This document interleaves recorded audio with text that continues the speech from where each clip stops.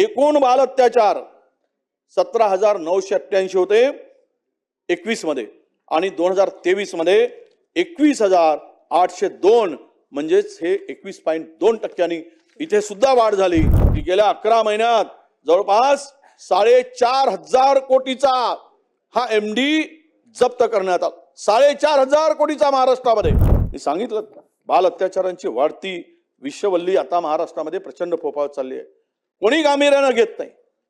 एक बलात्कार झाला की लोकांना विसरून जातात, पण ह्या बलात्कारांची आणि लहान मुलीवर अत्याचारांची मालिका सुरू आहे। काय सरकार म्हणून गांभीर्याने घेणार की नाही, की असं चालू ठेवणार? गुन्हेगारांना संरक्षण देणार आहात का? गुन्हेगारांच्या पाठीशी सरकार उभं झाल्यासारखं वागत असेल तर या गुन्हेगारीवर ब्रेक कसा लागेल अध्यक्ष महोदय? म्हणून पोस्को अंतर्गत 2021 मधील गुन्हे जे सांगतोय बलात्कारांचे गुन्हे 2021 मध्ये 2,319 होते आणि यामध्ये आता 2023 मध्ये 2,811 म्हणजेच 21.2% वाढ झाली। अपहरण करणे आणि पळवून नेणे 15,555 गुन्हे 2021 मध्ये होते, आता 18,695 झाले, म्हणजे 20.2% वाढ झाली। एकूण बाल अत्याचार 17,988 होते 21 मध्ये आणि 2023 मध्ये 21,802 म्हणजेच हे 21.2% इथे सुद्धा वाढ झाली। हे महाराष्ट्राच्या संस्कृतीला, महाराष्ट्र सरकारला, काम करणाऱ्या लोकांना हे शोभनीय आहे का की अशोभनीय आहे या ठिकाणी सांगितलं पाहिजे अध्यक्ष महोदय। तरुण तर बर्बाद होत चालले, विदर्भ उद्ध्वस्त होत चाललाय, पुण्यावरून ड्रग्स येत आहेत, एमडी येतो आहे। काल परवा 4,000 कोटीचा एमडी पकडला गेला। अधिवेशनामध्ये सुद्धा मोठ्या प्रमाणात 178 किलो गांजा पकडला गेला। हा कुठून येतो आहे एमडी? कोणाला संरक्षण आहे या संदर्भात? नवी पिढी अध्यक्ष महोदय पूर्णतः उद्ध्वस्त होत चालली आहे महाराष्ट्रामध्ये। हे अधिवेशन काळामध्ये जर 36 किलो अंमली पदार्थ पकडण्यात जात असेल तर किती भयावह आहे याचा सुद्धा विचार सरकार म्हणून आपण केलं पाहिजे। कारण शहरामध्ये मोठ्या प्रमाणामध्ये एमडी आणि गांजा यांनी पूर्णतः विळखा घातलाय। ते उडता बिहार सारखं म्हणतात, कुठून येतो एवढा मोठा ड्रग्स? ही परिस्थिती अध्यक्ष महोदय।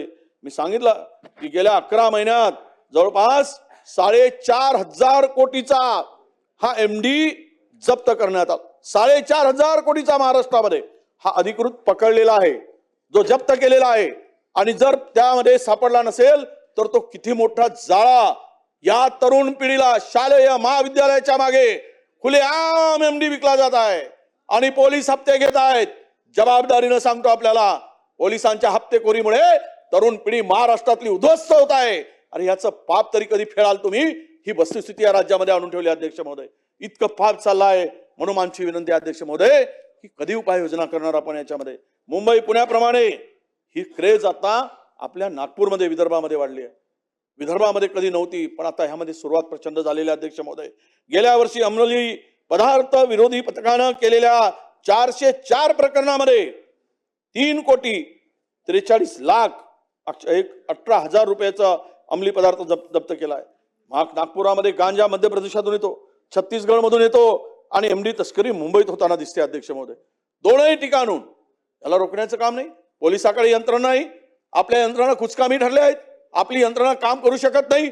एवढ्या मोठ्या प्रमाणामध्ये जर अशा प्रकारे ड्रग्स विकले जात असतील आणि तरुणांना उद्ध्वस्त केलं जात असेल तर मला वाटतं की यामध्ये जे आरोपी अटक केली जाते, सोडून दिलं जाते। मुख्य आका तो बाहेर असतो, जे याचे प्रमुख आहेत त्यांना कारवाईच होत नाही। मी प्रचंड सांगतो, अंमली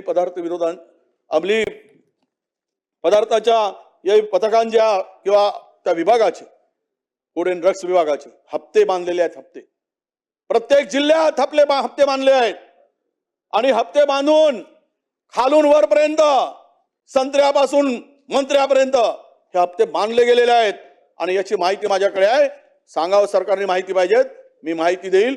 माझ्याकडे या संदर्भातले पुरावे आहेत अध्यक्ष महोदय। मी आपल्याला सांगतो यावर काय कारवाई करणार आहोत आपण। हा विदर्भ उद्ध्वस्त होताना ड्रग्स मध्ये आणि एमडी मध्ये, अंमली पदार्थामध्ये आपण यामध्ये कारवाई केली पाहिजे अध्यक्ष महोदय।